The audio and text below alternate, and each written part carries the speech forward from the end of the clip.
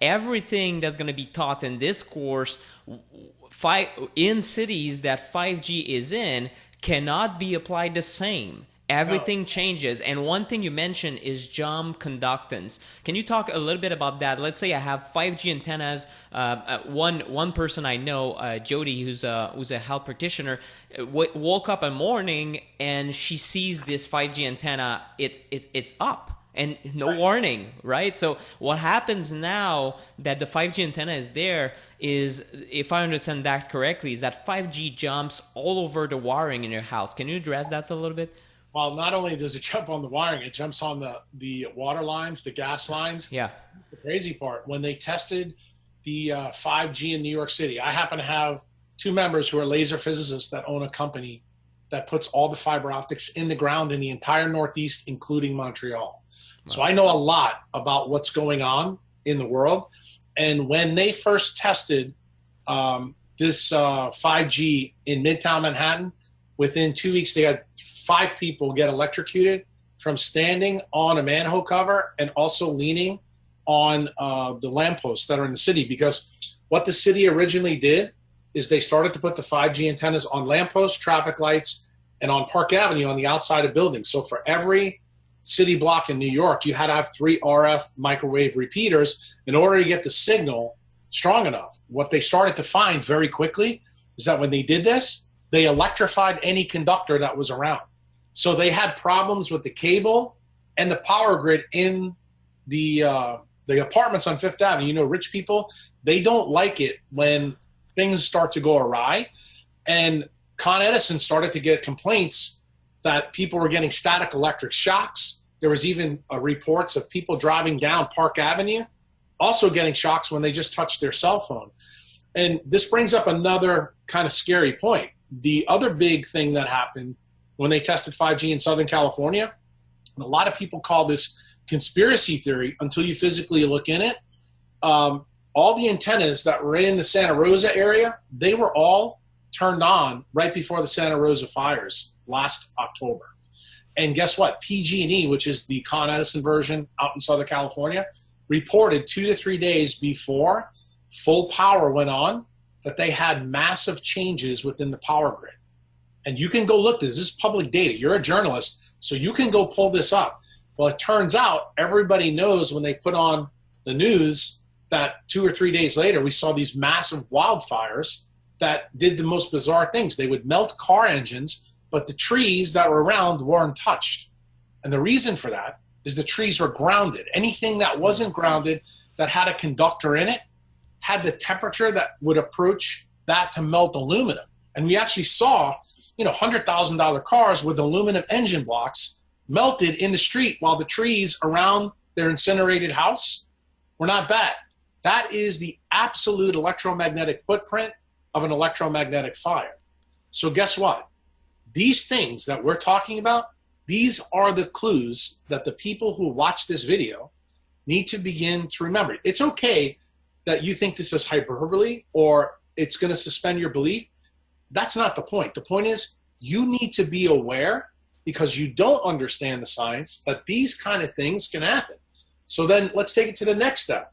Because your focus is to teach practitioners, they need to understand then how these things will affect biology. And that's where becoming a mitochondriac becomes incredibly important. Why? Because it turns out the way the inner mitochondrial membrane, the ATPase, the outer mitochondrial membrane operate with or within our 1 octave of the electromagnetic spectrum, you need to be an expert of that to understand the abnormal that is going to come with 3G, with 4G and 5G. So that way when patients come to your door, you're not going to be foolish like most functional medicine doctors are and order $3,000 worth of labs that are not going to help. Believe it or not, as I said from the stage in my talk, that some of the basic labs that one gets will give you a clue of what's really going on. So that way you'll know what questions to ask. And that's, to me, the most important part of this story, both on your end as a journalist and my end as a physician, is that we have to teach people coherently exactly what to look for, what not to look for, what to focus your attention on, and really to be a good listener and observer. Because believe it or not, watching the news watching the things that go on in current events are going to clue you in when something's changed in your own environment.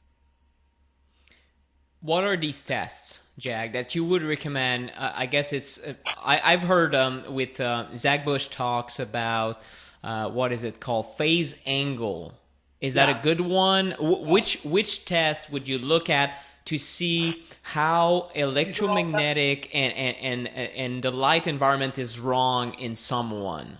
Yeah, these are all tests that actually most people can do without a doctor, and that's part of the reason why allopathic doctors and functional medicine doctors really, at some level, I think they're very uncomfortable with many of the things that I'm teaching people, because you don't really need a doctor to actually understand this until things really go awry.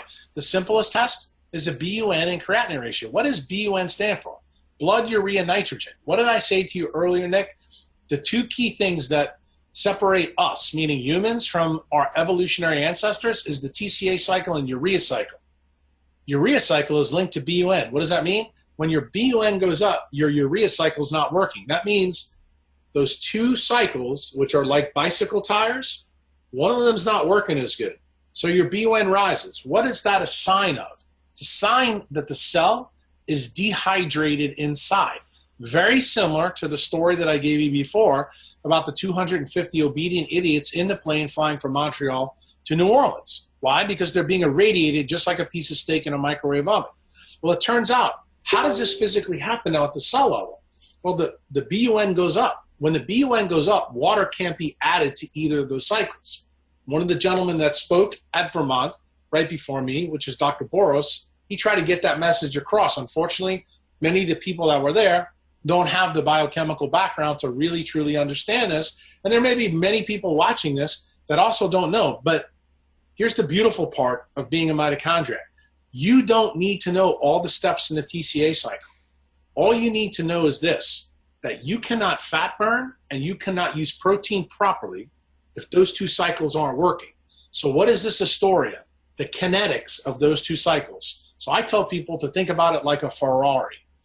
If the Ferrari has Aunt Jemima syrup in it, it can't spin as fast. So what do you see? You see the BUN goes up and the creatinine ratio goes up. Generally, if it's above 15-1, you know the environment that you're in is not good, okay?